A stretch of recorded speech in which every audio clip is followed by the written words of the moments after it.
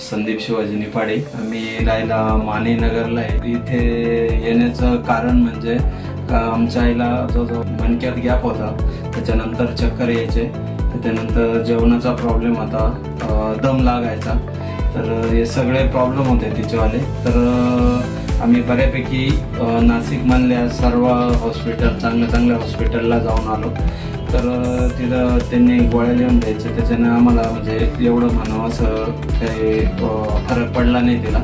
आणि तिला उठता येत नव्हतं. त्याच्यानंतर तिला 2 जण उठायला लागायचे. समजा चक्कर आले तर फिरवायचं, पूर्ण घराघर असं फिरवायचं. उठल्या ती जसं काही पडल्यासारखं व्हायचं. चैतन्य निसर्ग उपचार केंद्र.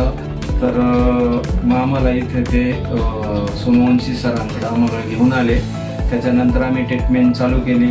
तर आता जवळजवळ महिना झाला आम्हाला. तर तिला जवळजवळ 70 ते 80% चक्कर थांबले, जेवण बी. आणि तिला घरातून ती बेडवरच राहायची.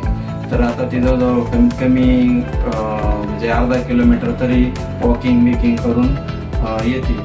तर एकदा तरी तुम्ही या दुखण्यावर इतर बाहेर ठिकाणी तुम्ही 1.5 लाख रुपये हॉस्पिटलला पैसे खर्च करताय, तर इथं येऊन एकदा तुम्ही ट्रीटमेंट घ्या. आणि खूप चांगली ट्रीटमेंट आहे.